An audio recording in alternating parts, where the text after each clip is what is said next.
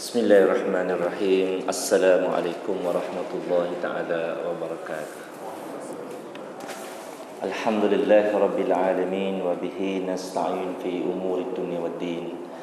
Asyhadu an la ilaha illallah wahdahu la syarika lah wa asyhadu anna Muhammadan abduhu wa rasuluh. Allahumma salli wa sallim ala sayyidina Muhammad wa ala alihi wa sahbihi ajma'in. Subhanaka la ilma lana illa ma 'allamtana innaka antal alimul hakim wa la haula wa la quwwata illa billahil aliyyil azim. Yang berbahagia Tuan Imam, yang berusaha pengurusi dan ahli khusus surau, tuan-tuan guru, tuan-tuan dan puan-puan yang dirahmati oleh Allah Subhanahu wa taala. Pertamanya dan selamanya marilah kita sama-sama merafakkan syukur kepada Allah Subhanahu wa taala kerana pada malam ini kita diizinkan oleh Allah Subhanahu wa taala untuk hadir dalam suatu majlis ilmu. Dan mudah-mudahan pertemuan kita pada malam ini dirahmati dan diberkati oleh Allah Subhanahu wa taala, dan apa-apa yang kita dapat pada malam ini mudah-mudahan dapat diamalkan, dan apa yang kita amalkan pastilah akan mendapat ganjaran yang baik daripada Allah Subhanahu wa taala.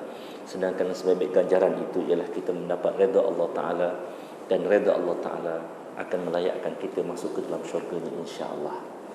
Tuan-tuan dan puan-puan yang dirahmati oleh Allah Subhanahu Wa Ta'ala, pada malam ini saya diberikan tajuk bebas, mungkin sebagai salam perkenalan saya kepada tuan-tuan. Urus dia tidak memberikan tajuk yang khusus kepada saya. Jadi saya memilih satu tajuk yang saya rasa ada baiknya kita tahu perkara ini, iaitu berkenaan dengan mahasinul Islam fi qanun jinayah syar'iyyah. Keindahan Islam dalam undang-undang jenayah Islam. Kenapa saya pilih tajuk ni tuan-tuan? Pertamanya, tajuk ini sebenarnya asing bagi kita orang Melayu. Seperti mana asingnya orang Melayu Islam terhadap hukum hakam menutup aurat pada tahun 70-an, pada tahun 60-an. Kalau kita melihat ustazah pada tahun 60-an masih lagi pakai baju kebaya belah, tidak bertudung. Tuan-tuan, dah lah tak pakai tudung, kain belah lagi tu. Ini tahun 60-an, tahun 70-an. Pakai scarf aja pada masa itu. Macam mana ustaz boleh tahu? Sebab saya tengok gambar ustazah saya masa saya sekolah Syamuddin tu. Gambar-gambar tahun 60-an, gambar 70-an. Saya tengok gambar ustazah saya tak pakai tudung. Saya khabar kat ustazah saya, kenapa ustazah tak pakai tudung? Dia kata, shh, itu zaman jahiliah tu dia. Zaman itu gharib sangat. Kalau tengok muslimat pakai tudung, gharib sangat. Dan sehingga kan di kampung saya sendiri, Sejangkang, tahun 80-an tuan-tuan, tahun 70-an tahun 70-an, andai katalah ada muslimat yang menutup aurat, maka akan dikatakan sebagai hantu komkom. Tak cukup dengan hantu komkom, dikata sebagai hantu stokin. Dan saya lah antara mangsa masyarakat di mana kami pada masa itu kecil lagi, ditakut-takutkan oleh orang tua.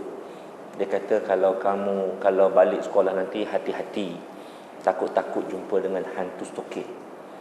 Kita orang tanya kat dia, kenapa tak kena takut dengan hantu stokin?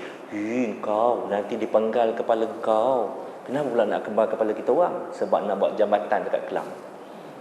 Itulah antara tohmahan, fitnah, kata-kata yang masyhur di kalangan orang kampung saya bila mana melabelkan wanita-wanita yang menutup aurat, muslimah-muslimah yang menutup aurat, dikatakan kemah bergerak dan sebagainya. Tetapi alhamdulillah, bila mana ulama pagi petang siang malam bertungkus lumus mengkhabarkan kepada rakyat, kepada orang Islam khususnya berkenaan kewajipan menutup aurat, maka hari ini hampir semua muslimah menutup aurat. Cuma kadang-kadang aja kita tengok, jarang sangatlah kita tengok muslimah yang tak menutup aurat. Kadang-kadang kita tengok dia pergi haji tutup aurat, balik haji dia dah aurat. Mungkin tak sampai hidayah lagi. Kita doa je lah. Baik tuan-tuan dan puan-puan yang dirahmati oleh Allah Ta'ala, begitu juga kalau suatu masa dulu kita bercakap tentang riba. Ramai orang kata, ustaz, kalau tak niaga pakai riba ni macam mana nak untung ustaz? So orang Melayu ni tertinggal lah ustaz. Sebab itulah ada ulama pada masa itu yang menghalalkan ASN dan ASB. Sebab apa? Sebab nak orang Melayu dapat sama-sama bersaing dengan orang bukan Islam dalam pasaran pelaburan negara. supaya ekonomi negara ini tidak dikuasai oleh orang-orang bukan Islam. Atas asas itu maka ASN dan ASB dihalalkan. Jadi maknanya tuan-tuan, secara tak langsung mereka menerima konsep riba. Tetapi alhamdulillah, berkat didikan para ulama pagi, petang, siang, malam tuan-tuan, rakyat semakin faham apa itu riba dan semakin ramai yang meninggalkan riba. Walaupun di sana masih khilaf, umpamanya Jawatankuasa Fatwa Kebangsaan menyatakan ASN halal, tapi Jawatankuasa Fatwa Negeri Selangor kata haram. Saya tuan-tuan, saya pilih Jawatankuasa Fatwa Negeri Selangor bukan sebab saya orang Selangor, tapi saya rasa ia lebih bertepatan dengan syarak. Kenapa tuan-tuan saya kata macam itu? Sebab security, Suruhanjaya Security sendiri yang menjaga saham sendiri tidak menyenaraikan ASN dan ASB sebagai saham yang tersenarai sebagai patuh syariah. Jadi kalau pakar saham pun sendiri tak memperakukan ASN dan ASB itu sebagai patuh syariah, siapalah kita tuan-tuan? Dia sendiri, Suruhanjaya Security sendiri, ASIS sendiri tak memperakukan ia sebagai suatu saham yang bertepatan dengan hukum syarak. Jadi tuan-tuan dan puan-puan yang dirahmati oleh Allah Ta'ala, begitulah juga bila bercakap tentang undang-undang jenayah Islam. Hari ini tuan-tuan, orang Melayu trauma bila sebut hudud. Trauma tuan-tuan. Cuma saya tengok masjid ni tak trauma pula. Saya sebut hudud tu relax. Bada je. Tapi kalau pergi tempat lain, tak boleh sebut benda tuan-tuan. Ustaz ceramah jangan sebut hudud ustaz ni. Jangan sebut undang-undang jenayah Islam ustaz ni, jangan. Sebut hudud tak apa. Burung hudud boleh. Hudud tak boleh. Trauma tuan-tuan, trauma. Sebab apa? Orang Melayu Islam telah diajar sebegitu lama, kalaulah undang-undang jenayah Islam ini dilaksanakan, maka batu akan habis. Jadi bila mana batu habis digunakan untuk merejam manusia, maka tak adalah highway. So bila mana tak ada highway, negara kita mundur, jalan tak berturak. Itu hujah-hujah yang kita dengar pada tahun 70-an, 80-an. Mereka juga menggunakan hujah ekonomi. Kalaulah orang Melayu Islam melaksanakan hukum hudud, nanti habis orang Melayu kena kerat tangan. So kalau orang Melayu kena kerat tangan, siapa nak kerja? Habis kilang-kilang Indo dengan Bangla aja kerja. So orang Melayu akan mundur, orang Melayu tidak akan maju. Inilah yang kita pernah dengar pada tahun 70-an, 80-an dan 90-an. Kalau tahun era 90-an kita naik sikit dia punya andaian. Dia kata, kalau hukum Islam dilaksanakan, nanti negara kita huru-hara. Bila mana negara kita huru-hara, Amerika campur tangan. Bila mana Amerika campur tangan, kita terjajah. Adakah tuan-tuan mahu negara kita terjajah semula? Itu tahun 90-an. Dia punya analoginya untuk menakut-nakutkan orang Melayu berkenaan dengan undang-undang jenayah Islam. Masuk tahun 2001 ni, tahun 2000 ni dia cerdik sikit. Dia punya analogi dia agak berbeza sikit, agak Islami. Sebab apa? Tahun 2001 ke 2002, Dr. Mahathir dah isytiharkan Malaysia sebagai sebuah negara Islam. Sebelum tu tak ada, tak boleh sebut negara Islam pun trauma tuan-tuan. Jadi tahun 2001 ke 2002 dalam mesyuarat agung Parti Gerakan, Dr. Mahathir isytiharkan Malaysia sebagai negara Islam. Waktu tu barulah lenient sikit ucapan-ucapan berkenaan dengan hudud. Dia kata apa? Berasaskan kepada maqasid syar'iyah, maka kita tidak mempunyai suasana yang amat kondusif untuk melaksanakan hukum syarak, untuk melaksanakan undang-undang jenayah Islam. Justru bukan bermakna kita tidak mahu melaksanakan undang-undang ini, tetapi suasana yang tidak kondusif menghalang kita untuk melaksanakan undang-undang jenayah Islam. Allah Ta'ala tuan-tuan, berbalik kepada maqasid syar'iyah, berbalik kepada siasat syar'iyah.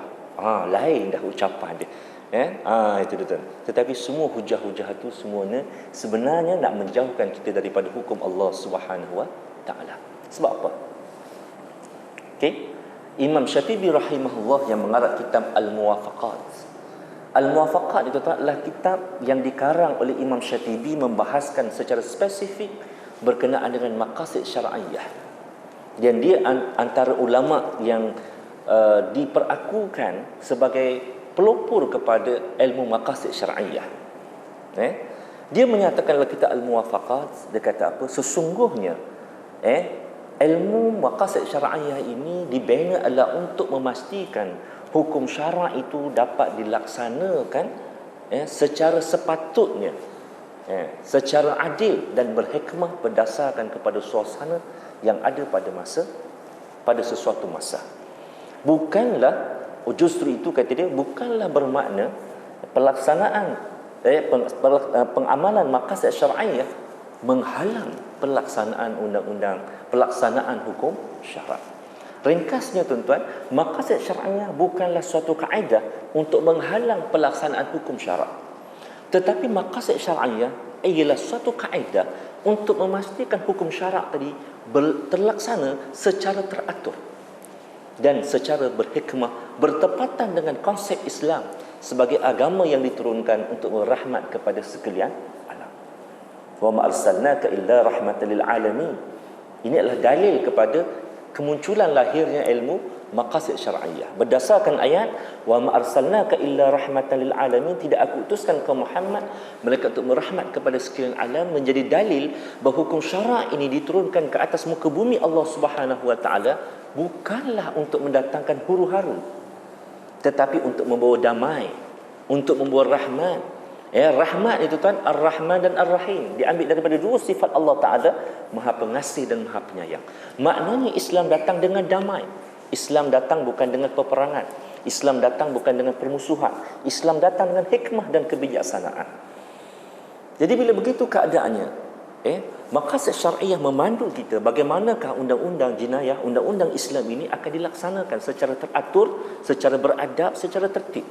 Sebagai contoh tuan-tuan, bagaimanakah kita nak melaksanakan sistem kewangan Islam dalam keadaan orang-orang Islam yang sudah ratusan tahun mengamalkan konsep riba, sedangkan menjadi kewajipan kepada kita melaksanakan sistem kewangan Islam, tetapi sistem yang ada adalah sistem riba. Bagaimanakah Islam mengajar kita? Islam mengajar kita tuan-tuan konsep tadrij, konsep secara berperingkat. Konsep tadrij ini tuan-tuan, konsep tadrij, konsep pemeringkatan dalam pelaksanaan hukum ini adalah membawa maksud bahawa kita berkeyakinan hukum syarak telah mensyariatkan sesuatu perkara. Umpamanya sistem kewangan Islam, kita dah yakin dah wa halallahu al-bai'a wa harrama riba. Allah Taala halalkan jual beli dan haramkan riba. Tinggal lagi bagaimanakah ia nak dimanifestasikan, bagaimanakah ia nak diaplikasikan. Maka ia perlu melihat kepada realiti. Ia kena melihat kepada realiti. Apa nak realiti Ustaz? Sekarang ni Quran dah turun 30 juzuk, jalan je lah. Kita kena takut Allah Ta'ala daripada manusia. Betul tuan-tuan, kita takut dengan Allah Ta'ala. Tetapi Islam diajar dengan Islam diturunkan dengan damai, Islam diturunkan dengan rahmat, Islam diturunkan bukan nak mendatangkan kesusahan, tetapi Islam datang untuk membawa penyelesaian. Jadi justru itu, bila mana pemerintah nak melaksanakan sesuatu perkara, maka pemerintah terikat dengan suatu prinsip kaedah fiqh yang disebut apa? Yang disebut sebagai tasarruful umam ala ra'iyatihi manutun bil maslahah. Tindakan seseorang pemerintah ke atas rakyatnya mestilah mendahulukan maslahah. Apa makna maslahah? Maslahah maknanya ialah kepentingan awam. Mesti kita mendahulukan kepentingan awam. Sebagai contoh, bila mana kita nak memahami tentang konsep maslahah. Maslahah ni tuan-tuan terbahagi kepada tiga. Sebelum saya bagi contoh, saya maklumkan dulu, maslahah ini terbahagi pada tiga. Yang pertama disebut sebagai maslahah mu'tabarah. Maslahah mu'tabarah ni maknanya ialah maslahah yang disebut dalam Al-Quran dan As-Sunnah. Contohnya, sumu tasihau. Kamu puasa, kamu sihat. Kamu puasa, kamu sihat. Betul Kamu puasa, kamu sihat. Justru itu, kalau dengan kamu berpuasa, kamu mendatangkan mudarat kepada diri kamu, jangan puasa. Jangan puasa. Sebab ia mendatangkan mudarat kepada kamu. Umpamanya kalau kita puasa, kita mati. Doktor mengesahkan kalau Pak Imam puasa, mati. Siapa nak jadi Pak Imam kat kota warisan? Tak ada orang. Jadi lebih baik Pak Imam tak puasa, qada pada masa yang lain, ataupun kalau tak nak qada juga, ganti dengan fidyah. Sebab menjaga nyawa itu lebih utama. Dan Pak Imam diperlukan oleh masyarakat kota warisan. Kepentingan awam perlu dijaga. Sumu tasihau. Kamu puasa, kamu sihat. So kalau kita puasa, kita mati, Islam kata tak payah puasa. Tak payah puasa. La darara wala dirar. Janganlah kamu mendatangkan mudarat. Ad-darar yuzal, kemudaratan itu mesti dihilangkan. Baik, itu. Yang kedua disebut sebagai masalah mursalah. Masalah mursalah ini ialah suatu situasi kepentingan awam, suatu kebaikan yang tak disebut dalam Al-Quran, tak disebut dalam hadis, tetapi baik untuk manusia. Umpamanya undang-undang jalan raya. Tuan Haji pernah tak jumpa dalam Al-Quran, apabila kamu bertemu dengan lampu merah hendaklah kamu berhenti? Abang ada jumpa? Tak ada. Ada jumpa? Tak ada. Bila mana kamu parking mesti parking betul-betul ada? Tak ada. Tak ada. Walaupun tak disebut dalam Al-Quran, tak disebut dalam hadis, tetapi ia mendatangkan kebaikan kepada manusia, maka undang-undang jalan raya tadi diterima oleh syarak. Maka bila mana ia diterima oleh syarak, maka ia adalah sebahagian daripada hukum syarak. Maka kewajipan mematuhi undang-undang jalan raya tadi hukumnya wajib. Cumanya taklah sama taraf macam kita percaya dengan kita wajib taat dengan Al-Quran. Kalau Al-Quran tak ada argument, tak ada dakwa-dakwi, compulsory, wajib-wajib, sunat-sunat. Tapi undang-undang jalan raya ini adalah tasamuhnya. Kalau kita tengah-tengah pukul 3 pagi dekat traffic light depan sana tuan-tuan yang nak masuk kota warisan, sorang-sorang traffic light merah. Macam nak tunggu tuan-tuan. Nak tunggulah. Kalau saya jalan lah. Sebab apa? Sebab waktu itu memanglah kena ikut, tetapi pada masa itu selamat untuk kita jalan, tak ada masalah. Baik, tuan-tuan dan puan-puan yang dirahmati oleh Allah Ta'ala, yang ketiga disebut sebagai maslahah mulghah.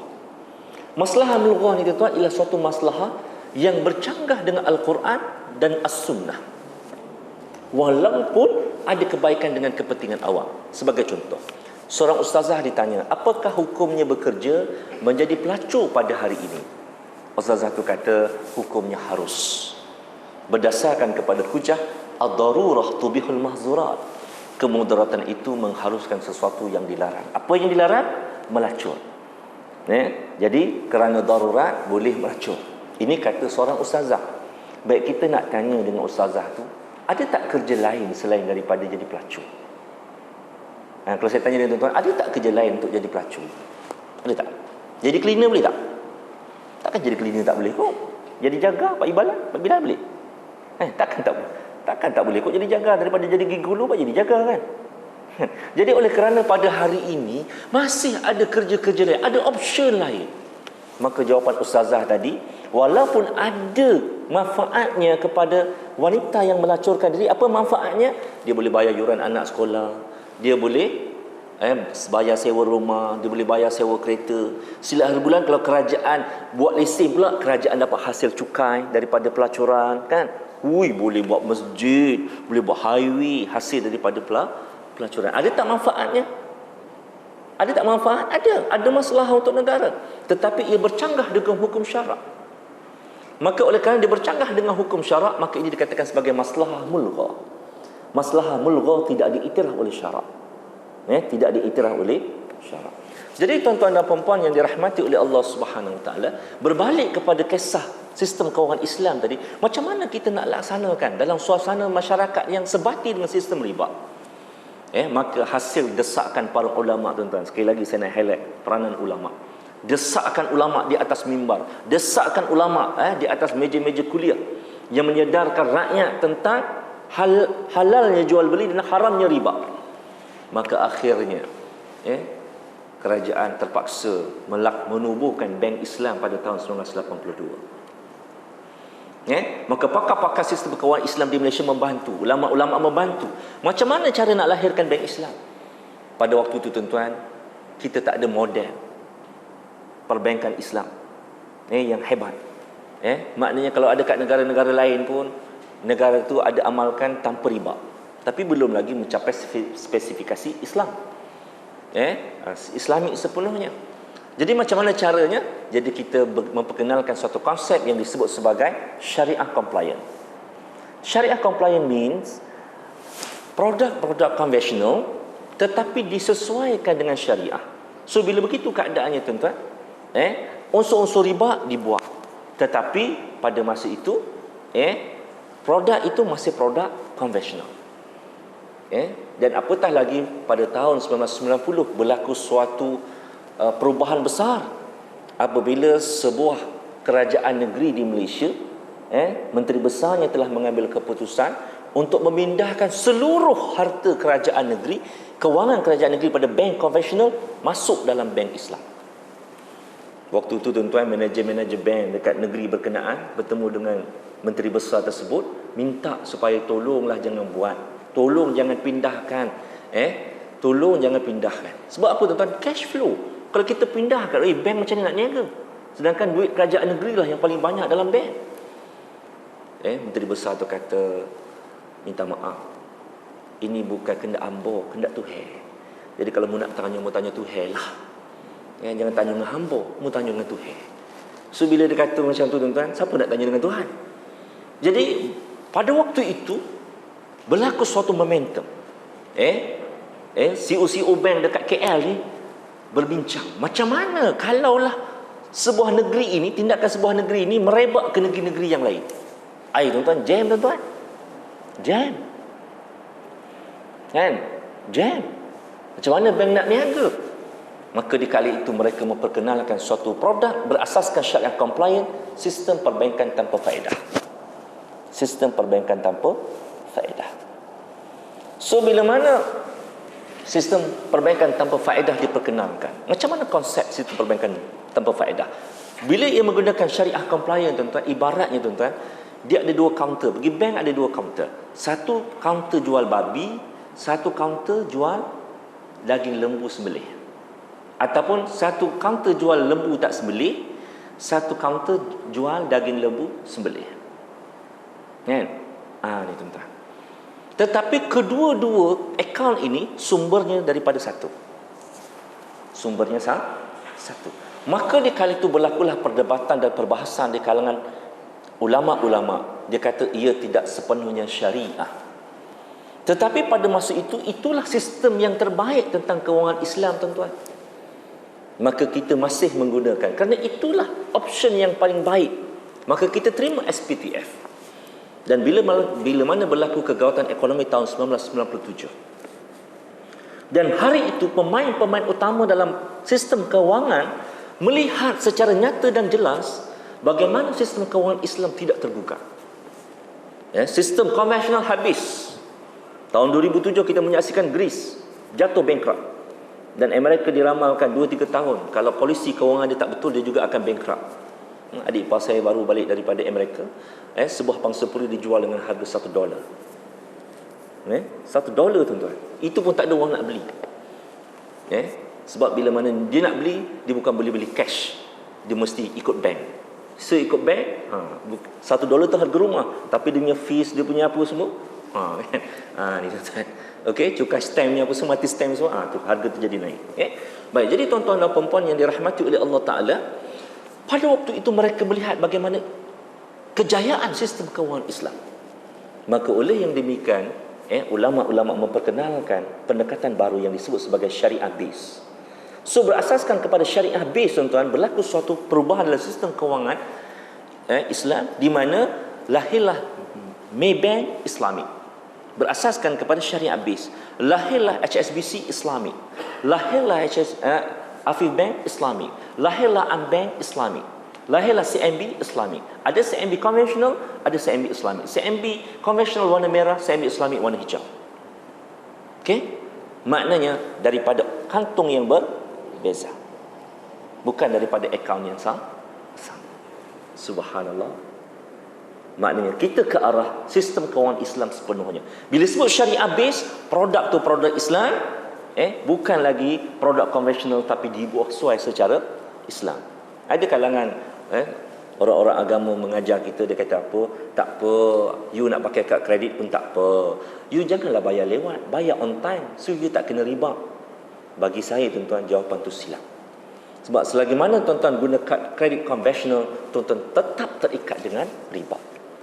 Sekurang-kurangnya tuan-tuan memajukan industri riba. Sekurang-kurangnya. Walaupun tuan-tuan bayar on time. Apa jadi kalau tuan-tuan tak sempat nak bayar, terlewat juga, so tuan-tuan kena charge. Dan charge itu adalah riba. Maka oleh yang demikian, bila mana kita dah ada produk Islam, so kita kena pakai produk Islam. Umpamanya tuan-tuan nak pakai kad kredit. Saya pakai kad kredit. Ambil kad kredit bank Islam yang betul-betul genuine kepada syariah base. Jadi tuan-tuan dan puan-puan yang dirahmati oleh Allah Subhanahu wa taala, inilah dikatakan sebagai tadrij. Sebagai tadrij. Ada orang tak bersetuju dengan pandangan ini. Dia kata, ustaz, kita sekarang zaman Mekah, bukan zaman Madinah. Zaman Mekah ni zaman kita belum memerintah. Jadi kenapa kita nak pakai sistem tadrij? Tuan-tuan dan puan-puan, kaedah ini tidak boleh dipakai. Kerana apa? Kerana hakikatnya Al-Quran telah turun 30 juzuk. Lengkap. Berbanding di Mekah, zaman Mekah Al-Quran belum turun 30 juzuk. Jadi kias itu kias ma'al farik. Kias yang tak match, kias yang tak boleh dilihat sebagai sesuatu yang sepadan. Suasana yang berbeza. Jadi suasana kita hari ini sama dengan suasana Madinah, iaitu Al-Quran telah turun 30 juzuk. Tinggal lagi bagaimanakah syariah itu nak dilaksanakan. Allah Ta'ala Maha Pengasih lagi Maha Penyayang, tuan-tuan. Jadi yang penting ada kemahuan, ada willing untuk melaksanakan hukum syarak. Yang penting kita ada keyakinan untuk melaksanakan hukum syarak. Jangan jadi masalah kita, tuan-tuan, dah 50 tahun kita memerintah, kita tak yakin dengan syariah. Ini masalah. Awal-awal lagi kita tak yakin dengan syariah. So bila mana kita tidak ada keyakinan kepada hukum syarak, maka selagi itulah syariah tidak mampu nak ditegakkan. Maka oleh yang demikian, berbalik kepada undang-undang jenayah Islam, tuan-tuan, maknanya realiti kita pada hari ini, kita boleh melaksanakan undang-undang jenayah Islam. Walaupun kita kata perlembagaan negara kita tak benarkanlah, macam manalah kan, gini-ginilah. Tuan-tuan, nak ke tak nak? Kenapa? Sebab kalau kita merujuk kepada sistem perbankan Islam yang ada pada hari ini, tuan-tuan, dia lahir dalam kantong sekular. Pada tahun 1982, kalau tuan-tuan tengok Akta Bank Negara, menyatakan dalam Seksyen 7 bahawa sistem kewangan di Malaysia ialah sistem kapitalis. Maknanya sistem kewangan Islam, bank Islam, lahir dalam kantong kapitalis. Kalau kita ikut Akta Bank Negara, maknanya tak boleh lahir bank Islam. Tetapi oleh kerana bank Islam lahir dalam parlimen, parlimen putuskan nak wujudkan bank Islam, so ia lahir. Tuan-tuan tahu tak, Akta Bank Islam dipinda hanya pada tahun 2007. Seksyen 7 itu dipinda pada tahun 2007 dengan menyatakan bahawa sistem kewangan di Malaysia ialah sistem kewangan Islam dan sistem kewangan kapitalis. Ada orang yang mengkritik. Dia kata, ustaz, mana boleh campur-campur, ustaz, nak Islam je lah, nak kapitalis sajalah. Bagi saya, tuan-tuan, sistem kewangan adalah sesuatu yang kompleks. Sekarang ni keupayaan kita ialah kita belum mampu berdiri sepenuhnya independen. Sebab bila kita sebut sistem kewangan itu, kan, kita bukan berniaga kat Malaysia je. Kita berniaga kat Jepun, berniaga kat Amerika, berniaga kat UK. Sedangkan sistem kapitalis itu sudah berakar umbi. Jadi tuan-tuan, menobatkan dalam Seksyen 7 sistem kewangan Islam dalam Akta Bank Negara itu merupakan kejayaan para ulama, kejayaan para pejuang Islam. Tinggal lagi, tuan-tuan, bila mana kita benar-benar telah bersedia, insya-Allah, saya yakin kita akan buang sistem kapitalis dan bank Islam, bank negara akan berdiri sepenuhnya di atas sistem kewangan Islam. InsyaAllah. Ini keyakinan kita, tuan-tuan. Ini dikatakan sebagai tadrij. Jadi mengambil contoh kepada sistem kewangan Islam tadi yang hampir-hampir mustahil dilaksanakan di Malaysia, tetapi hari ini telah terbukti ia boleh dilaksanakan. Maka oleh yang demikian, apakah kanun jenayah syariah tidak boleh dilaksanakan? Maka jawapannya, berdasarkan pengalaman sistem kewangan Islam, maka kita yakin bahawa undang-undang jenayah Islam juga boleh dilaksanakan. Persoalannya bagaimana? Tuan-tuan dan puan-puan, kalau kita berbalik kepada maqasid syar'iyah dalam pelaksanaan undang-undang jenayah Islam, yang pertama yang perlu ada ialah al-hakimiyah. Al-hakimiyah ni maknanya ialah kedaulatan undang-undang. Maknanya, tuan-tuan, pihak pemerintah kena beri komitmen untuk memberi ruang kepada pelaksanaan syariah. Tuan-tuan, adakah perlembagaan Malaysia menghalang pelaksanaan syariah? Ini kita nak lihat. Kalau kita bercakap tentang al-hakimiyah, apakah perlembagaan Malaysia itu sebenar-benarnya menghalang pelaksanaan syariah? Tuan-tuan, sebenarnya apa yang berlaku ialah masalah tafsiran. Kenapa saya katakan begitu? Sebab Kalau kita melihat kepada Perlembagaan Persekutuan perkara 31, jelas menyatakan bahawa Islam sebagai agama persekutuan Malaysia. Apa maknanya tuan-tuan? Sepatutnya artikel itu ditafsirkan bahawa Islam adalah agama yang mendasari sistem pemerintahan di Malaysia. Apapun dasar, apapun undang-undang yang nak digubang di Malaysia, mestilah berteraskan kepada hukum syarak. Sebab dinyatakan Islam sebagai agama persekutuan. Saya nak tanya abang, apa agama abang? Siapa nama abang? Zubir. Izzuan. Izzuan, Islam adalah agama Izzuan. Boleh tak sebagai seorang Islam Izzuan tidak sembahyang? Boleh tak? Boleh tak sebagai seorang Islam Izzuan tentang hukum hudud? Boleh tak? Tak boleh. So begitulah dengan Malaysia. Bila mana perlembagaan menyatakan Islam sebagai agama persekutuan, maknanya Malaysia, you must follow Islam. You must respect to Islam. Malaysia mestilah meletakkan sepenuhnya wala ketaatan, kepatuhan kepada hukum syarak. Inilah tuan-tuan yang dibangkitkan dalam kes Cik Omar Cik Sok. Bila mana seorang peguam membela seorang penagih dadah yang dijatuhkan hukuman bunuh, dalam rayuannya di Mahkamah Agung pada masa itu menyatakan bahawa perkara 31 menyatakan Islam sebagai agama persekutuan, maka undang-undang di Malaysia mestilah terikat dengan undang-undang Islam. Dalam undang-undang Islam, dadah ini dikiaskan dengan arak. Dia haram dikiaskan dengan arak. Kalau arak, minum arak disebat 40 kali sebatan. Kalaulah bawa arak, takkanlah sebat 40 kali sebatan kot. Mungkin lebih ringan daripada itu. Jadi, menjatuhkan hukum bunuh kepada penagih dadah mengikut peguam itu tidak bertepatan dengan hukum syarak. Cik, pada masa itu Tun Saleh Abbas menjadi hakim. Dia menyatakan dengan rasa berat hati, tuan-tuan, apa yang diucap di mulut tak sama di hati. Kenapa saya katakan macam itu? Sebab Tun Saleh Abbas telah membuktikan apa yang terbenak dalam hati dia, bahawa dia cinta kepada Islam bila mana dia menyelamatkan akidah seorang wanita bernama Suzy Teo yang masuk Islam pada umur 16 tahun. Mengikut perlembagaan, sesiapa yang bermasuk agama seorang anak-anak di bawah umur 18 tahun adalah mengikut agama ibu bapanya. Maka bila mana Tun Saleh Abbas nak bicarakan kes ini, dia minta supaya ditangguhkan.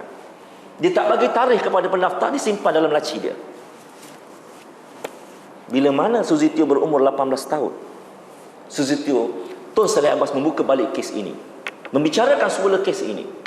Dan beliau menyatakan, oleh kerana Suzy Teo memeluk agama Islam pada umur 16 tahun, maka pengislamannya adalah tidak sah.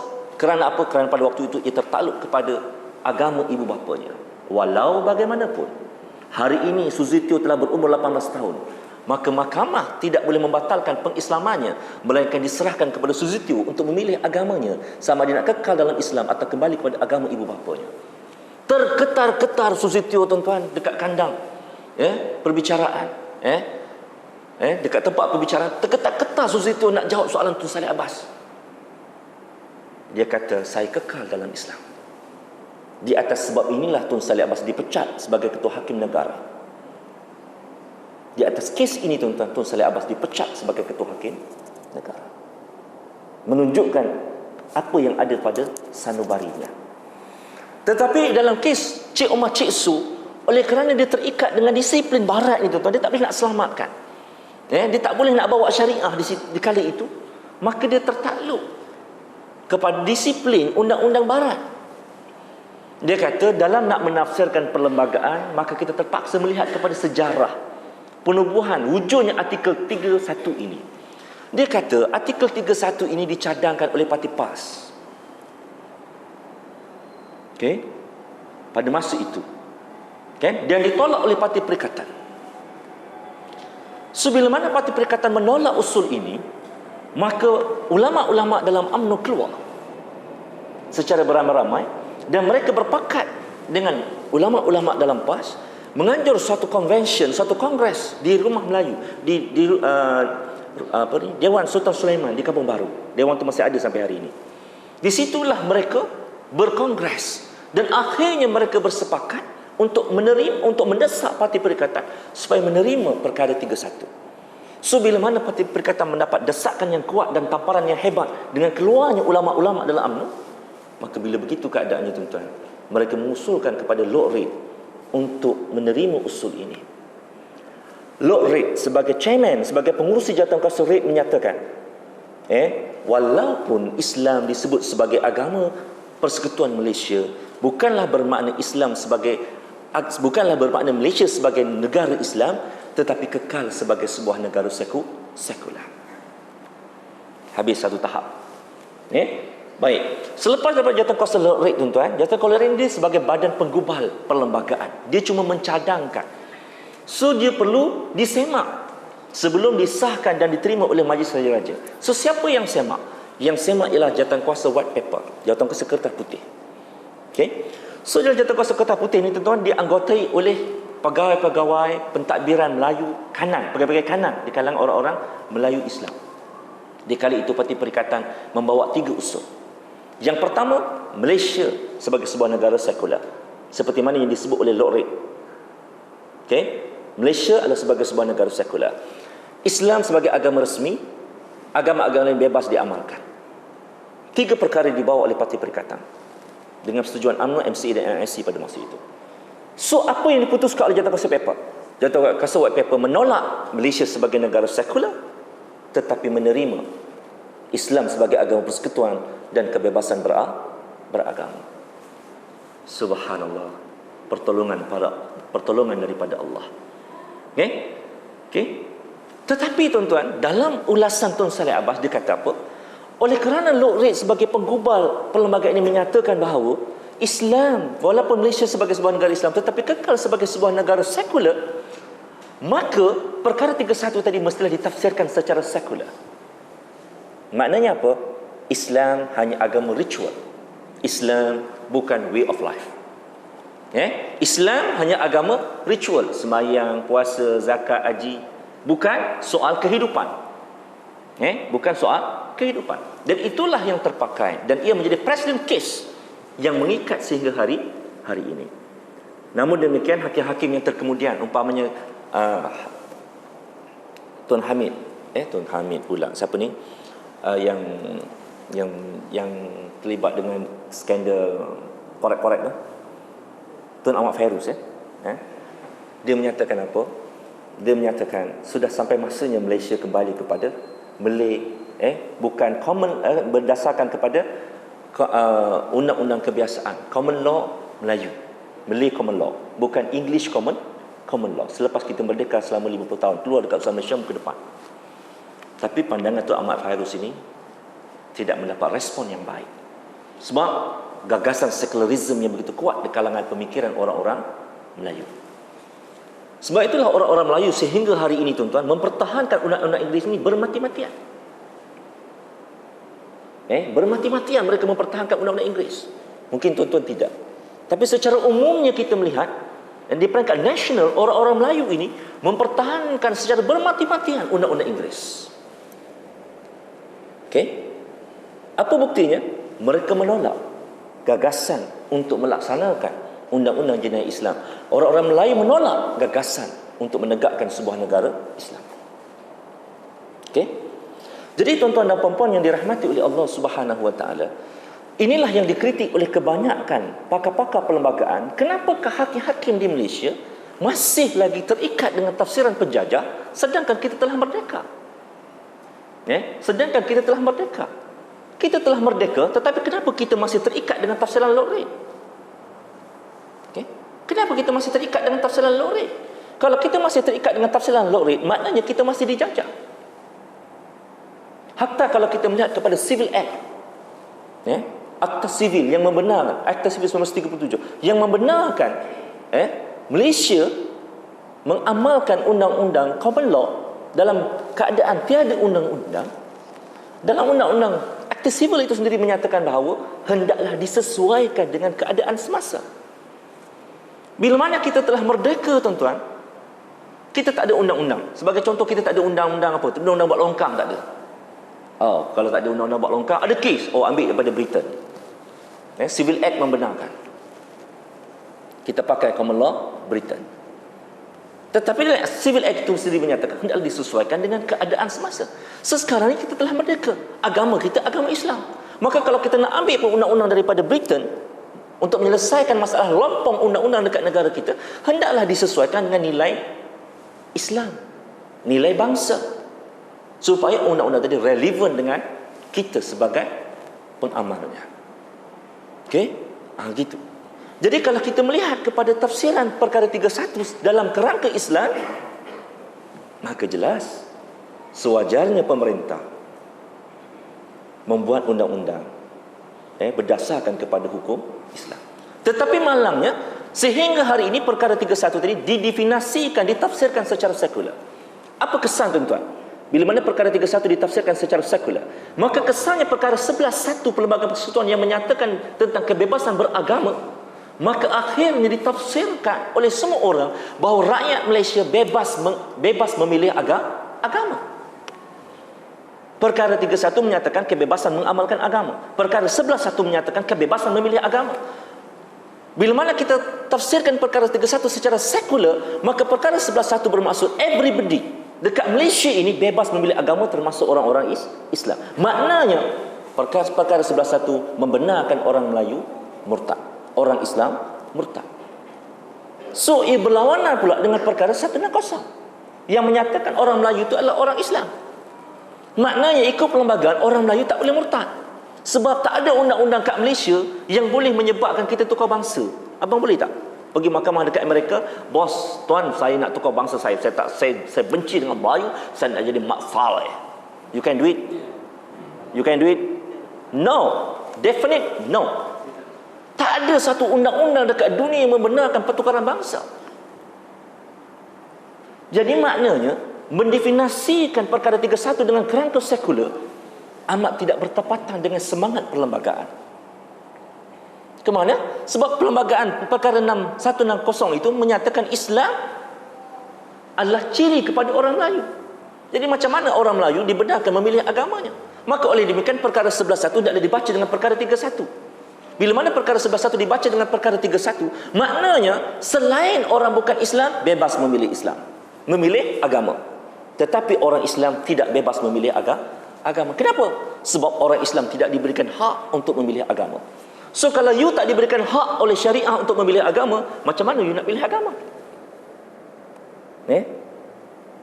Tuan-tuan, saya bagi tuan-tuan, okey, ni air Milo, air kopi, air sirap. Pilih lah. Tuan-tuan boleh tak? Oh, saya nak pilih teh tarik. Boleh? Boleh? Tak boleh. Sebab teh tarik tidak ditawarkan. Macam itulah juga dalam Islam. Murtad tidak ditawarkan dalam Islam. So you boleh murtad? No. Definite no. Tetapi tuan-tuan, oleh kerana kita masih lagi mentafsirkan perkara 31 dalam kerangka sekular, maka menyebabkan ramai orang Islam murtad pada hari ini. So apa makna kita berhimpun tuan-tuan? Semangat-semangat aja. Kan? Kalau you betul-betul ikhlas, okay, come on. You kena tafsirkan perkara 31 ini mengikut kerangka syariah, bukan mengikut kerangka sekular. Sebab itulah salah seorang pemimpin, seorang ulama telah membentangkan undang-undang persendirian di parlimen berkenaan dengan undang-undang murtad. Tapi pada waktu itu, bil yang dimukakan oleh seorang ulama di parlimen ditolak mentah-mentah. Ini tuan-tuan. Jadi tuan-tuan dan puan-puan yang dirahmati Allah Ta'ala, bila mana kita faham, tuan-tuan faham ke saya faham seorang-seorang, saya syok sendiri ni. Tuan-tuan faham tak faham? Faham ya? Bila mana kita faham keadaan ini tuan-tuan, bila mana kita tafsirkan perkara 31 tadi mengikut kaedah syarak, maka perkara 4 Perlembagaan Persekutuan tidak menjadi penghalang kepada pelaksanaan undang-undang Islam. Sebab selama ini kita katakan perkara 4 itu menghalang pelaksanaan undang-undang Islam. Sebab apa? Sebab perkara 4 kata mana-mana undang-undang yang berlawanan dengan perlembagaan Allah terbatal sejauh mana dia berlawanan. So kalaulah perlembagaan itu sendiri sudah mengangkat hukum syarak, maknanya perkara 4 tadi mempertahankan perkara 31. Sebab perkara 31 adalah sebahagian daripada perlembagaan. Tak boleh kita kata perkara 31 ini di luar perlembagaan. No. Maka tuan-tuan, sudah sampai masanya kita kena memberi makna kepada 31 berdasarkan tafsiran yang tepat, iaitu Malaysia sebagai sebuah negara Islam, maknanya bila mereka kata Islam sebagai agama persekutuan Malaysia, Malaysia mesti mengamalkan undang-undang Islam. Dan inilah yang tidak berlaku selama 50 tahun dan menjadi kewajipan kepada kita semua untuk mengubahnya. Nak mengubahnya di mana tuan-tuan? Di parlimen. Siapa nak mengubahnya? Ahli-ahli parlimen. Tapi ahli-ahli parlimen tak akan mengubah tanpa kita sendiri yang berubah. Tuan-tuan, bagaimana kalau kita ditanya di akhirat nanti, Zamri, engkau sebagai pengurusi Persatuan Ulama Malaysia Cawangan Selangor, kau dah bagi tahu belum dengan rakyat di Kota Warisan? Saya kata saya dah bagi tahu. Allah Ta'ala tanya pula dengan rakyat di Kota Warisan, macam mana rakyat di Kota Warisan? Kenapa korang tak nak berubah? Nanti tak dapat 500. Habis. Tuan-tuan boleh jawab macam tu depan Allah Ta'ala? Kita boleh jawab macam tu depan Allah Ta'ala? No. Ini persoalannya tuan-tuan. Sebab melaksanakan undang-undang jenayah Islam ini, selagi mana ia tidak dilaksana, ia menjadi fardu ain ke atas setiap orang Islam. Tetapi bila mana ia telah ditegakkan, maka ia menjadi kewajipan kepada para pemerintah. Okay? Ia menjadi kewajipan kepada pemerintah. So, berdasarkan kepada Al-Hakimiyah, jelas kepada kita bahawa kita ada ruang untuk melaksanakan undang-undang Islam. Kalau kita mahu. Kalau kita mahu. Okey, baik. Yang kedua, bila mana kita nak tegakkan undang-undang jenayah Islam ni, tuan-tuan, kita mesti melaksanakan sistem pendidikan Islam. Pertama tadi Al-Hakimiyah, yang kedua At-Tarbiyah. Kita kena tegakkan sistem pendidikan Islam.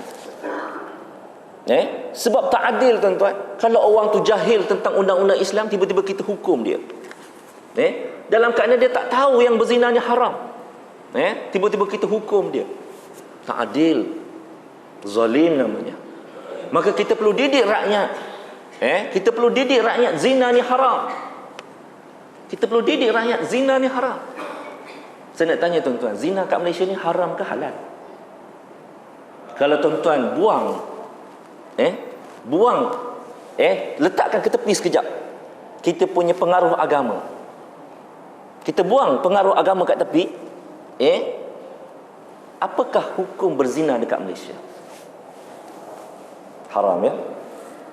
Tuan-tuan masih terikat dengan pengaruh agama. Maknanya tuan-tuan ni orang kuat iman. Alhamdulillah. Tetapi kalau tuan-tuan buang pengaruh agama dalam pemikiran tuan-tuan, dalam benak sanubari tuan-tuan, tuan-tuan akan melihat kepada sumber-sumber rujukan yang ada di Malaysia. Nak tengok benda tu halal ke haram, tengok kepada mana tuan-tuan dekat Malaysia ni? Undang. Ada tak SB kat sini? Cuba katakan. Ada kan? Cuba tanya dengan special branch yang datang pada malam ni. Tunjukkan kepada kita manakah section dalam kanun jenayah negara kita, dalam penal code, yang menyatakan zina adalah suatu jenayah. Brothers, you can prove it. Ada tak section? Tak ada. Pelajar undang-undang ke? Bukan, tak boleh pelajar undang-undang, tak boleh. Alhamdulillah tuan-tuan, saya berkesempatan menghabiskan sarjana saya dalam bidang undang-undang. Tak ada tuan-tuan. Tak ada satu section yang menyatakan bahawa zina adalah satu jenayah di Malaysia. Liwat adalah satu jenayah di Malaysia. Tak ada. Ustaz, apa macam dengan Pak Syekh kita? Dibicarakan atas keliwat. Dia tidak dibicarakan atas keseliwat. Dia dibicarakan atas kesalahan bersetubuh di luar tabi'i. Kalau ikut tafsiran yang awal tuan-tuan, bersetubuh luar tabi'i ini apa dia? Bersetubuh dengan bulldog, dengan orang perempuan. Ada tak cerita kawan-kawan kat pejabat dia bersetubuh dengan bulldog? Ada tak cerita? Tak ada. Bersetubuh dengan kuda? Nah, dengar. Baiknya korang. Kan? Ini amalan wanita moden pada hari ini. Dia kata lelaki-lelaki ni kecil. Kan? So kalau bulldog, wah power. Kuda lagi power. Kan? Ni. Ini dikatakan persetubuhan luar tabi'i. Tetapi ditafsirkan oleh mahkamah di negara kita, persetubuhan luar tabi'i itu termasuk liwat. Tetapi pada asalnya bukan itu maksudnya. Kenapa tuan-tuan? Kenapa saya katakan ia tidak bermakna liwat? Bukan bermakna zina. Sebab apa? Sebab dalam prinsip undang-undang Inggeris, sesuatu perkara yang berlaku dengan kerelaan pihak-pihak bukan jenayah. Betul tak? Ada siapa peguam kat sini? Cuba angkat tangan. Okay? Tanyalah dengan dia. Sebab kita ni ustaz kan. Alah ustaz, apa lalu? Ini prinsip dalam undang-undang Inggeris. Sesuatu perkara yang berlaku dengan kerelaan pihak-pihak bukan jenayah. Bukan jenayah. Sebab itulah antara hujah peguam bela dalam kes Datuk Seri Anwar, peguam bela tak kata, kenapa mamak tu tak lari? Kenapa mamak tu tak lari? Kalau mamak tu tak lari, maknanya dia rela. Kalau dia rela, dalam undang-undang negara kita, suka sama suka tak apa. Yang salah dari segi agama, tapi segi undang-undang negara tak apa. Oh, kalau Ustaz tak apalah Ustaz. Bukanlah Malaysia kata boleh liwat. Maknanya tuan-tuan, saya nak bagi tahu. Kita secara undang-undang sebenarnya tidak mengharamkan zina. Tidak mengharamkan liwat. Okay? Hatta kalau tuan-tuan tengok dalam enakmen jenayah syariah pun tak disebut zina. Disebut persetubuhan luar nikah. Saya tanya dengan penasihat undang-undang masa dia orang briefing kat kami. Saya tanya, tuan, apa makna persetubuhan luar nikah tu tuan? Apa beza persetubuhan luar nikah dengan zina? Ejaan dia lain, Ustaz. Ejaan dia lain. Maknanya tuan-tuan, berhati-hatinya penggubal undang-undang syariah ni. Sebab apabila sebut zina, hudud. Definitely hudud. Sedangkan kita tak boleh nak menjatuhkan kesalahan berdasarkan kepada undang-undang hudud. Jadi ditukar nama persetubuhan luar nikah. Zina lah tu. Saya nak buktikan bahawa undang-undang negara kita membenarkan perzinahan ialah bila mana seorang menteri kabinet mengaku melakukan oral sex,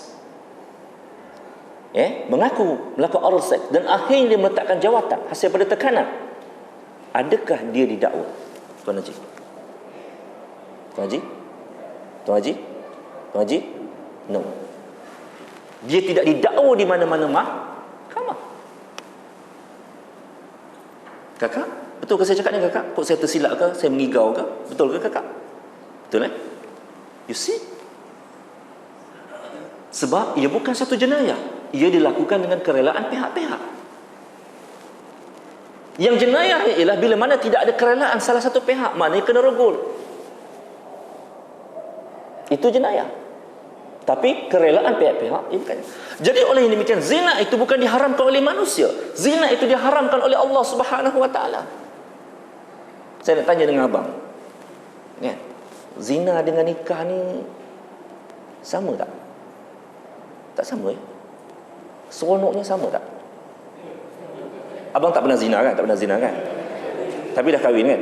Dah kahwin. Okey, saya nak tanya, siapa pernah zina kat tangan? Kita nak compare, sama tak sama seronoknya? Ada siapa-siapa pernah berzina cuba angkat tangan?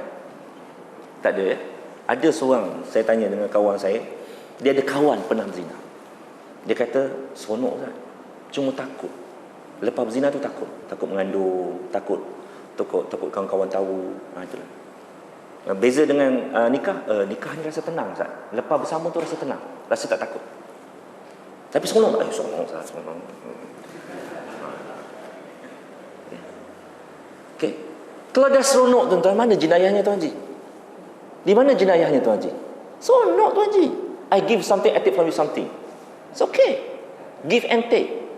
Macam deal. Seronok kan? Di mana jenayahnya? Tak ada jenayah. So mengikut undang-undang Inggeris, ia bukan jenayah. Tetapi kenapa kita katakan jenayah? Sebab Allah Ta'ala katakan dia jenayah.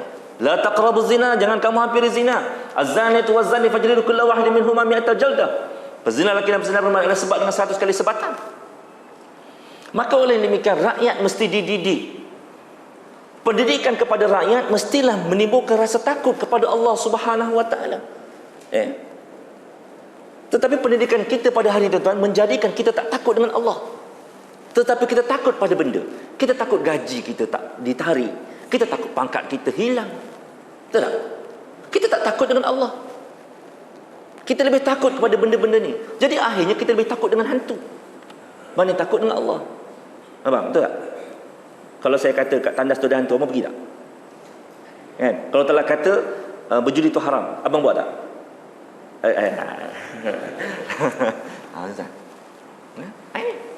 Ini masalah kita.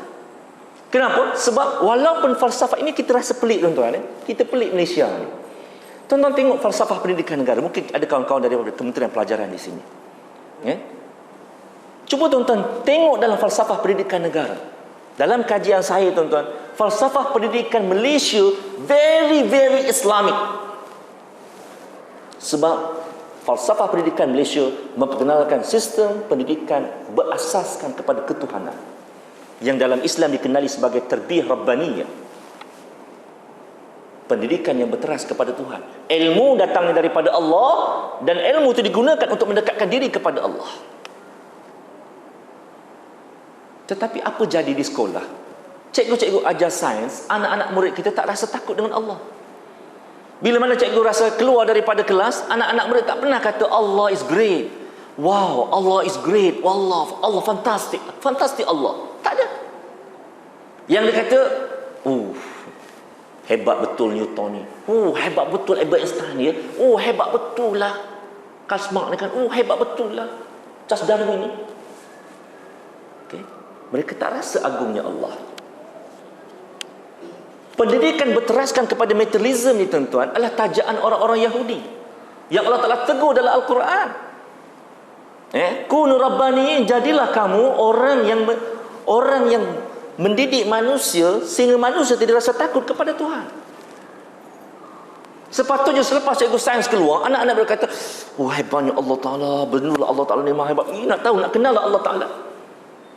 So macam mana bila mana ustaz masuk, murid-murid kita nak belajar semayang hari ni, so murid-murid akan rasa seronok nak belajar semayang. Sebab dia tahu siapa Tuhan yang disembah daripada ilmu sains. Dia kenal siapa Tuhan yang disembah daripada ilmu geografi. Dia tahu Tuhan yang disembah berdasarkan ilmu bahasa, ilmu matematik. Dia kenal Allah Subhanahu Wa Ta'ala. Ustaz, be rational lah Ustaz. Sekolah kita ada Cina, ada India. Macam mana Ustaz nak bawa pendidikan berteraskan kepada ketuhanan? Tuan-tuan, kita tidak mengajak mereka untuk beriman kepada Allah. Tetapi kita nak ajar kepada mereka bahawa hidup ni perlu bertuhan. Yang jadi masalah tuan-tuan hari ini ialah kita hidup tanpa Tuhan. Soal Tuhan yang siapa dia nak pilih terpulang pada dia. Kita cuma tunjukkan jalan. Kita cuma tunjukkan jalan tuan-tuan. Malah bila mana kita dah tunjukkan jalan pun bukan kita yang bagi hidayah, Allah yang bagi hidayah. Kita cuma kewajipan kita menunjukkan jalan. Kalau dia nak masuk Islam, alhamdulillah. Kalau dia tak nak kata macam mana. Tapi sekurang-kurangnya dia tahu hidup ni mesti bertuhan. Jadi kalau mereka tahu hidup ni mesti bertuhan, dia kena kembali kepada kitab Bible-nya. Dia kena kembali kepada kitab Vedanya. Dia kena kembali kepada kitab-kitab yang ada pada mereka. Adakah kitab-kitab dalam agama mereka mengajak mereka berzina, minum arak? Tuan-tuan, tengok dalam kitab Bible yang dah terjemahkan dalam bahasa Melayu. Apa kata Bible? Wahai para wanita, sekiranya kamu tidak membotakkan kepala kamu, hendaklah kamu menutup kepala kamu. Tetapi sesungguhnya perbuatan membotakkan kepala dengan menutup kepala tadi adalah lebih mudah untuk kamu menutup kepala. Okey? Kitab apa disebut? Siapa yang sebut ni? Bible sebut. Ada orang Kristian pakai tuan-tuan? Tak pakai. Dia tak pakai. Dalam kitab Bible mengharamkan zina. Ada orang Kristian pakai tuan-tuan? Tak pakai. Dia pun tak pakai. Okey? Ini. Jadi kalau mereka boleh berbalik kepada agama-agama mereka, ustaz ni membawa gagasan pluralism. Tuan-tuan, please. Kita menolak pluralism. Tetapi kita kena terima hakikat plurality. Apa makna pluralism? Kita meletakkan agama itu sama rata. Tidak ada agama yang lebih benar melainkan semuanya benar. Itu pluralism. Islam betul, Kristian betul, Hindu betul. Itu pluralism. Tetapi plurality kita kena terima hakikat. Sebab Allah Ta'ala sendiri sebut, lakum dinukum walidin, kamu dengan agama kamu, aku dengan agama aku. La ikrah fi din, tak ada paksaan dalam beragama. Jadi maknanya tuan-tuan, kepelbagaian agama ni kita kena raihkan. Tetapi menyamaratakan agama sebagai semuanya benar is wrong. Sebab Islam kata inna dina indallahil Islam. Malah pluralism ni ditolak oleh semua agama. Sebab pluralism akan menghancurkan jati diri beragama. Apa tidaknya tuan-tuan, orang Hindu bila mana mengamalkan Hindu, dia kata, Kristian tu betul, Hindu pun betul. Apa jadi dengan agama Hindu? Hindu campur dengan Kristian, Kristian pula campur dengan Hindu. Akhirnya jadi agama apa tuan-tuan? Hilang agama. Okey? Ini dia. Baik, apa yang saya highlightkan pada tuan-tuan tadi ialah soal plurality, kepelbagaian agama. Jadi kita nak rakyat kita ni kembali kepada Tuhan mereka. Jadi pendidikan tadi tu mesti mengajak mereka percaya kepada Tuhan. Bagi orang Islam, of course lah, Tuhan yang kita maksudkan ialah Allah Subhanahu Wa Taala. Dan inilah yang berlaku dalam dunia barat, tuan-tuan. Di barat, kajian-kajian sains mendapati bahawa sains materialism sudah tidak relevan. Kenapa? Sebab sains materialism telah bertemu dengan jalan buntu dalam banyak perkara. Sebagai contoh, Big Bang. Bila mana kita bercakap tentang teori Big Bang, bertemu dengan Big Bang ini, suatu teori yang menyatakan bumi ini bermula dengan satu letupan yang kuat. Okey? Dengan satu letupan yang kuat. Baik. Secara saintifiknya, apa bukti ada letupan? Bila mana ada letupan, ada frekuensi. Nak tengok gambar letupan memang, of course lah, dah tak jumpa lah. Sebab benda tu dah berlaku ribuan tahun yang dulu. Tetapi bila mana ada letupan, mesti ada frekuensi, betul? Betul ke saya cakap ni Pak Bilan? Gelombang ya. Baik, gelombang ini telah ditemui oleh ahli-ahli sains. Mereka jumpa gelombang ini di angkasa lepas. Yang kedua, bila mana ada letupan, mesti ada serpihan. Didapati kosmos di angkasa lepas, tuan-tuan, ini dalam ilmu kosmologi, Big Bang dalam ilmu kosmologi. Didapati mereka bergerak dalam arah yang berbeza, tetapi berpunca daripada garis pusat yang sama. Mana yang berwarna merah menjauhkan diri antara satu sama lain, warna-warna yang berwarna jingga akan berlanggar antara sama lain dan akan meletup. Tuan-tuan, apa maknanya tuan-tuan? Ia bermula dengan satu letupan. Kenapa? Sebab garis pusatnya sama. Susah sangatlah nak faham teori ustaz ni. Do you understand? Tak faham kan? Tak faham. Okey. Kalau adik tak faham, balik rumah nanti ambil gelas, minta dengan izin dengan mak, saya nak hempaskan gelas ini. Bila mana kita hempaskan gelas tu, apa yang tuan-tuan nampak? Apa yang tuan-tuan dengar? Yang pertama, bunyi. Yang kedua, kaca yang bertabur. Cuba tengok arah kaca tadi. Garis pusatnya sama ke tidak? Sama ke tidak? Of course sama. Okay? So mereka bertemu. Yes, Big Bang is true. Tapi timbul satu persoalan. Macam mana planet-planet ini boleh tersusun dengan rapi? Pening tuan-tuan. Tak boleh nak jawab. Macam mana boleh ada orbit, boleh ada susunan Marikh, Zuhail, boleh tak berlanggar pula tu? Macam mana? Macam mana tuan-tuan? Akhirnya di barat, hari ini aliran sains yang lebih popular ialah science-based intellectual designer. Sains yang berasaskan kepada kebijaksanaan Sang Maha Pencipta. So who the best designer? Who the best designer? Yes. Orang yang paling hebat mencipta ialah Allah Subhanahu Wa Taala. Maknanya mereka sudah bersetuju sains ketuhanan. Sebab bila disebut sebagai intellectual designer, maknanya Sang Maha Pencipta yang Maha Bijak hanya Allah Subhanahu Wa Taala. Sebab itulah tuan-tuan, tulisan Harun Yahya tak boleh masuk Perancis. Sebab tulisan-tulisan Harun Yahya memecahkan paradigma sains materialism. Sedangkan Perancis adalah sebuah negara yang mempertahankan secularism. Dan secularism adalah produk daripada materialism. Do you understand? Tak faham? Tinggi sangat bahasa ustaz ni. Ini tuan-tuan. Ini yang sedang berlaku dalam dunia barat. Jadi tuan-tuan dan puan-puan yang dirahmati oleh Allah Taala, ini yang perlu kita lakukan, tarbiyah. Yang ketiga, berdasarkan maqasid syar'iyah. Yang ketiganya, apa yang perlu dibuat? Yang ketiganya, mesti kita buat prevention. Kita mesti buat pencegahan. Saya nak ambil contoh negeri Kelantan.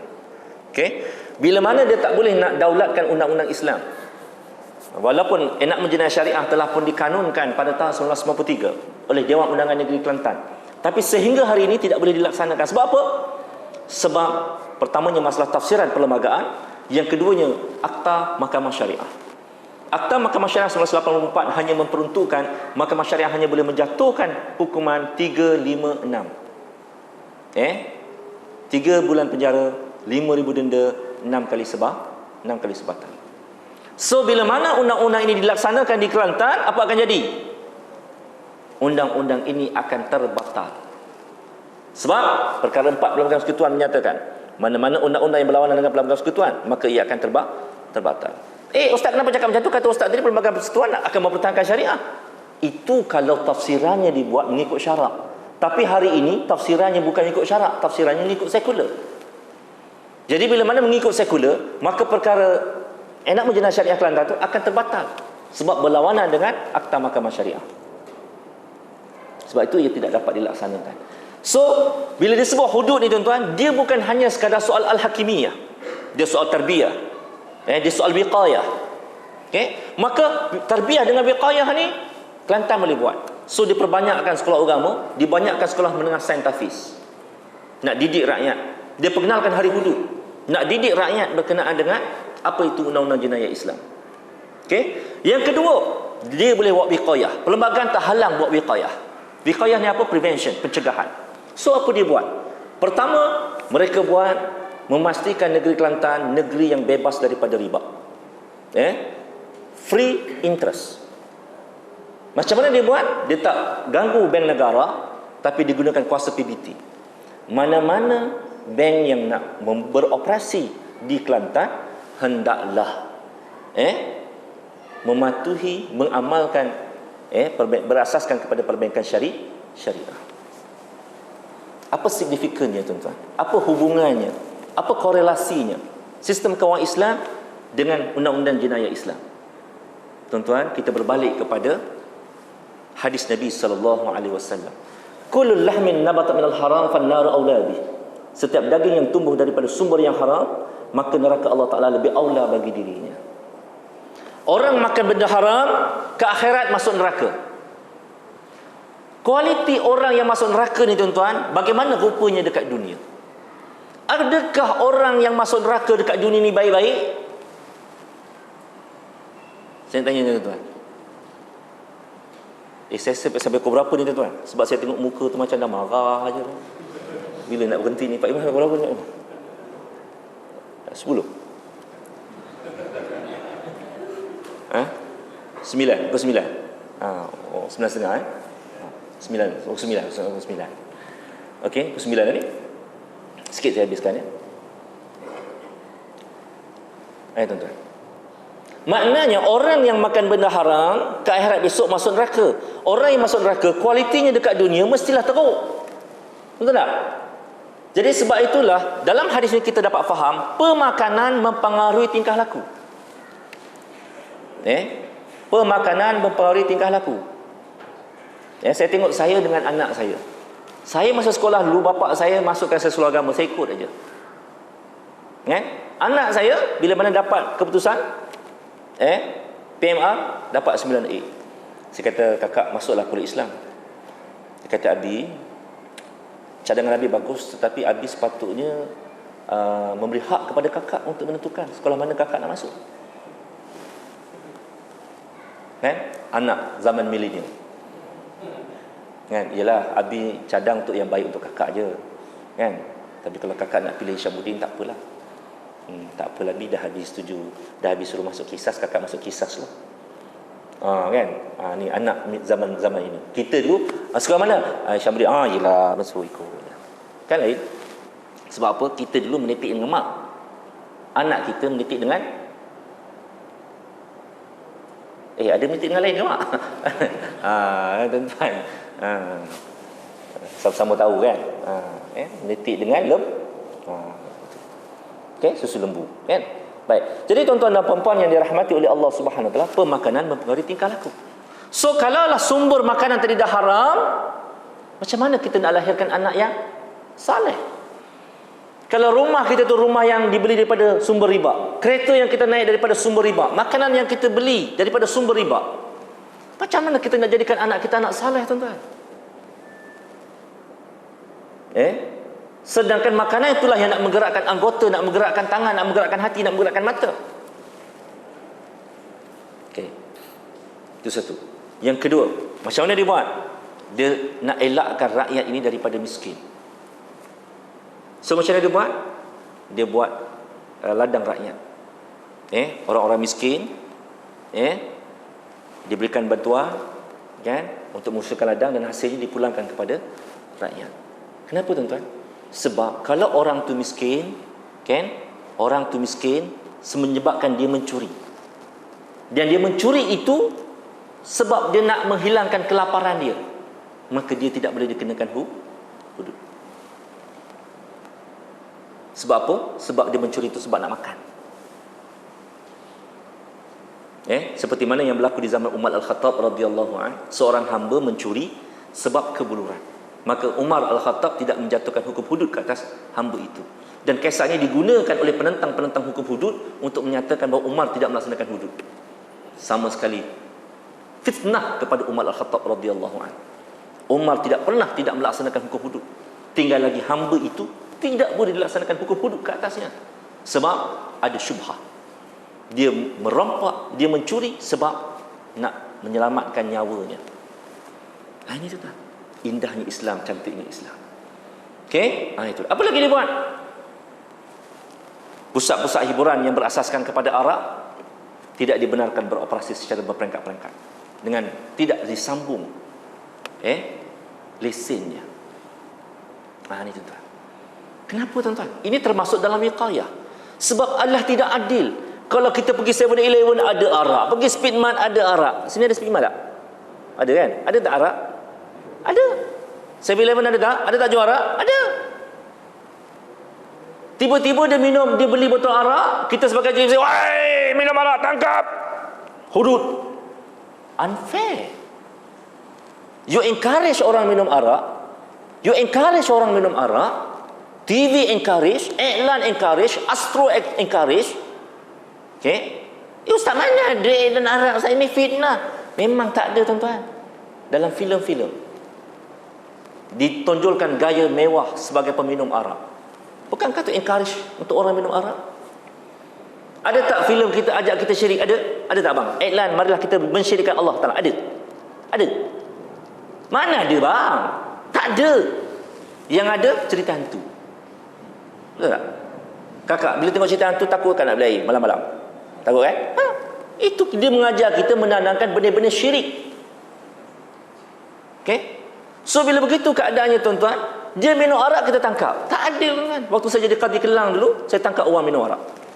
Dia kata, "Ustaz, kenapa Ustaz tangkap saya? Pakcik ni Syakir minum arak." "Yelah Ustaz, iman saya tak macam iman Ustaz." Saya ni lemah iman. Yang Ustaz buka benarkan kedai arak ni beroperasi sebab apa? So bila mana dia dibenarkan beroperasi, saya lemah iman, saya belilah arak. Bila saya minum, so Ustaz tangkap saya. Adil ke Ustaz? Betul tak kata pakcik ni? Ada tak munasabahnya? Ada munasrawaknya tuan-tuan. Ada munasrawaknya. Sebab itulah dalam Islam kita kena prevent benda ni. Kita kena cegah. Maknanya akses kepada arak hanya dibenarkan kepada non-Muslim. So sekali lagi tuan-tuan, dari segi hakimiahnya, kedaulatan undang-undangnya, arak ni tak jelas. Kat Malaysia ni halal ke haram arak ni? Abang, halalnya haram ke halal? Yang Malaysia halal kan? Kalau kita kata halal ke haram tuan-tuan, kalau kita haram jelas, okey. Dadah haram ke halal bang? Haram kan? Macam mana? Kalau bawa dadah macam mana? Gantung kan? Itu kata haram. Maknanya dadah itu diurus. Nak akses kepada dadah hanya di hospital. Akses kepada dadah selain pada hospital, tangkap. Sepatutnya seperti itu. Tetapi arak tidak seperti itu. Jadi apa yang dibuat di sana, mereka hindarkan, prevent rakyatnya daripada mudah akses kepada arak. So kalau kita dah katakan arak itu haram, kita dah didik arak itu haram, kita dah cegah, susahkan rakyat untuk akses kepada arak, tiba-tiba dia minum arak juga. Yang keempat baru dikatakan sebagai uqubah. Baru jatuh hukum tuan-tuan. Barulah dia boleh dikenakan hukuman. Dan bila mana dah jatuh hukum tuan-tuan, adakah lepas hukum tu kita biar je? Itu bukan sifat Islam. Uqubah dalam Islam ni tuan-tuan, dia tahzibun wala ta'zib. Dia mendidik bukan mengazab. Ustaz, rotan tu sakit lah Ustaz, rejam tu sakit lah Ustaz, mana tak sakit sampai mati? Memang sakit tuan-tuan, tetapi nilai pendidikannya jauh lebih tinggi. Ini kalau nak bincang ni sejam lagi tuan-tuan, tentang human development, psikologi pembinaan manusia. Secara mudah tuan-tuan saya katakan, kata Imam Ghazali, nak betulkan orang yang telah terlanjur ni tuan-tuan, yang terjebak dengan maksiat ni, ada 3 peringkat kata Imam Ghazali. Yang pertama, akalnya mesti dicelikkan. Macam mana nak celik akal tuan-tuan? Kita kena tanya dengan Nabi SAW, sebab dia pakar rujuk pakar psikologi kita. Apakah psikologi orang berdosa ni? Psikologi orang berdosa ni, kata Nabi, bila ditanya kepada Nabi, Nabi apakah itu dosa? Dosa ni bila mana kamu buat, kamu akan merasa resah. Dan kamu kalau terus buat, kamu akan rasa biasa. Bila mana kamu terus buat, kamu akan rasa ketagih. Dan bila mana kamu terus buat, kamu akan rasa dosa ini satu benda yang perlu dipertahankan, kerana bagi kita dosa itu halal. Dosa itu bukan dosa. Sebab itulah Nabi kata, orang berzina ni semasa dia berzina imannya hilang. Orang mencuri semasa dia mencuri imannya hilang. So macam mana nak kembalikan iman? Macam mana nak kembalikan, nak sedarkan dia ni macam mana? Oleh kerana mereka ni tuan-tuan, semasa berzina imannya hilang, maknanya dia ego, betul tak? Dia sombong, dia angkuh, dia bongkak dengan siapa? Dengan Allah. Dia sombong, dia angkuh, dia bongkak dengan siapa? Dengan pemerintah. Dia sombong, angkuh, bongkak dengan siapa? Mak bapak dia. Orang yang seperti ini tuan-tuan perlu disedarkan. So macam mana nak sedarkan? Islam ajar sebat 100 kali sebatan di khalayak ramai. Kalau tuan-tuan belajar kaedah training, nak runtuhkan keegoan seorang manusia yang paling berkesan, malukan dia di halayak ramai. Jatuh tuan-tuan, jatuh ego dia, jatuh ego dia. Tapi Islam ajar, jangan sampai ego tu habis. Kalau ego manusia habis, dia akan mengalami sejenis penyakit inferiority complex, rasa rendah diri yang melampau. Maknanya dia hilang diri dia. Ini bahaya, boleh menyebabkan dia gila. Maka oleh demikian Islam ajar, bila mana dia berzina di kota warisan, jangan dihukum di kota warisan, hukum dia dekat salat tinggi. Sebab apa? Sebab apa tak boleh hukum dekat kota warisan? Sebab di sinilah ada isteri dia, anak-anak dia, pakcik makcik dia, datuk nenek moyang dia kat sini. So kalau dihukum di sini, dia lebih rasa malu berbanding disebat dekat salat tinggi. Tak malu kau cakap salat? Malu juga.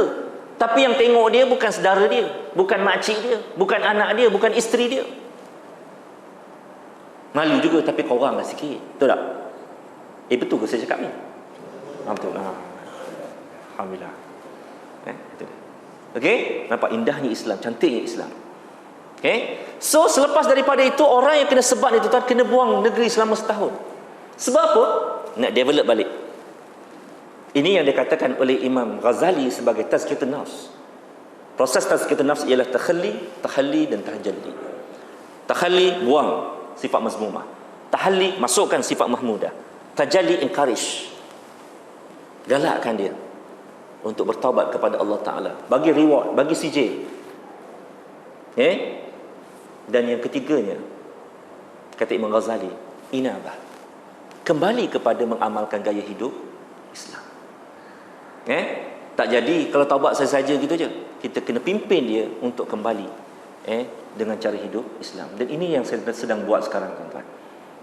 Saya alhamdulillah diberikan amanah untuk memulihkan pesalah-pesalah jenayah syar'iah ini, antaranya penzina, penagih dadah, dan kita gunakan pendekatan Islam tuan-tuan. Dan pendekatan ini telah disahkan oleh Universiti Melaya sebagai pendekatan yang amat berkesan. Satu projek dibuat oleh UMCAS Universiti Melaya dengan Masjid Ar-Rahman untuk penagih dadah. So penagih dadah datang ke Masjid Ar-Rahman. Bila mana mereka datang Masjid Ar-Rahman, mereka akan diukur tahap amalan beragama dia berdasarkan kepada skala Hatta 96. So berdasarkan skala Hatta ni mereka diukur, dan para mengkaji, para profesor mendapati bahawa orang yang amalan agamanya rendah, dos metadon yang diambil tinggi. Dan skala ni dibuat 3 bulan sekali. So dia kena komit datang ke masjid, dan dalam waktu yang sama, bila mana dia balik, dia kena buat homework. Apa homework dia? Sembahyang, berzikir, baca Quran, kan, puasa, qada sembahyang yang tinggal, jaga aurat, kan, gitu. So selepas setahun kemudian, skala itu memberi jawapan, bila mana amalan agama tinggi, dos metadon yang diambil rendah. Kajian ni apa buktinya? Membuktikan apa tuan-tuan? Membuktikan amalan beragama boleh memulihkan ketagihan. Boleh memulihkan ketagihan. Subhanallah. Satu kajian dibuat oleh pakar neurologi, rupa-rupanya ketagih ni tuan-tuan, dia punya point dekat otak. Besar dia sebesar otak cicak je. Tapi dia boleh mempengaruhi satu otak kalau dia dipupuk. Macam tuan-tuan isap rokok kan. Semua isap rokok. Maka point yang sebesar otak cicak tu, dia akan membesar sebesar kepala kita. Maknanya kepala otak kita akan dipengaruhi sepenuhnya oleh rokok. Sebab itulah boleh berhenti rokok, tak boleh. Cepat-cepat, tak boleh. Sebab dah dipengaruhi. Dan dia mendapati point dekat otak ni, dia ada urat saraf dia dekat atas lelangit. Dan lelangit itu dalam kajian dia hanya boleh disentuh bila mana seorang manusia melafazkan kalimah Allah. Allah. Tuan-tuan sebut Allah, Allah tu lidah ke bawah ke atas? Ke atas kan? Dia akan menyentuh lelangit. So bila mana point itu tersentuh secara kerap, maka dia akan mengecutkan otak cicak tadi itu. Dan ketagihan dia akan semakin berkurangan. Berkurangan. Bila mana dicerita macam itu, saya teringat seorang bos saya, memang perokok tegar. Dia pergi Mekah, dia berdoa dengan Allah Ta'ala pagi, petang, siang, malam nak berhenti rokok. Tapi tak boleh berhenti tuan-tuan. Dekat Mina, dekat Arafah, malam tu, nak merokok je. Allah, habislah tak doa, tak mabul doa aku. Kan? Tapi duk semua berdoa, minta, berzikir, baca Quran, sembahyang hajat. Bila mana dia turun dekat KLIA tuan-tuan. Turun dekat KLIA, balik haji ni. Masa dalam airport, dalam kapal terbang tu pun, Allah dah, masam dah. Tak isap rokok kan. Keluar saja pintu airport, pintu kapal terbang. Masuk airport KLIA.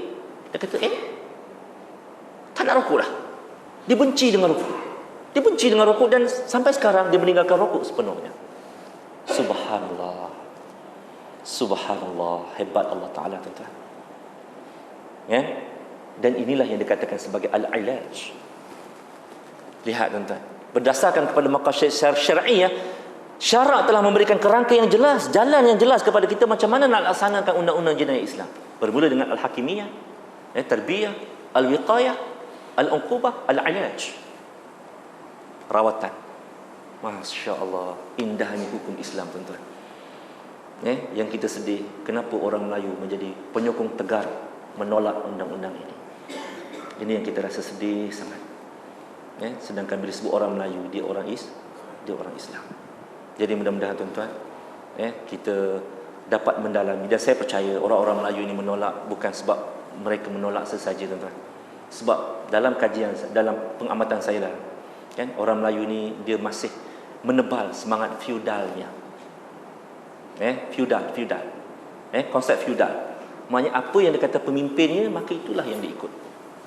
Inilah yang disebut oleh hukama an-nasu 'ala dini mulukihim. Manusia itu mengikut agama pemimpinnya. Dan orang Melayu sebenarnya menjadi mangsa pemimpinnya. Maka oleh demikian tuan-tuan, nak memecahkan tembok ini hanya dengan ilmu. Jadi kalau tuan-tuan belum lagi membaca kitab Qanun Jenayah Syariah dekat surau ni, bolehlah saya syorkan buka kitab Qanun Jenayah Syariah, kita sama-sama belajar. Mudah-mudahan fikiran anak karya kita akan terbuka dan akhirnya kita akan menjadi pejuang-pejuang yang berusung untuk melaksanakan syariah di bumi Malaysia ini, insya-Allah. Jadi sekadar itu saja aku qouli hadza astaghfirullah li wa lakum wa billahi taufiq hidayah. Assalamualaikum warahmatullahi wabarakatuh. Dan saya minta maaf kalau ada salah dan silap sepanjang saya bersama-sama dengan tuan-tuan. Kita tangguhkan dengan suratul Asr dan tasbih kafarah. Bismillahirrahmanirrahim. Lil ladzina amanu salihat wa tawassaw bil haqq wa tawassaw bis sabr. Assalamualaikum warahmatullahi taala wabarakatuh. Aqimus salat.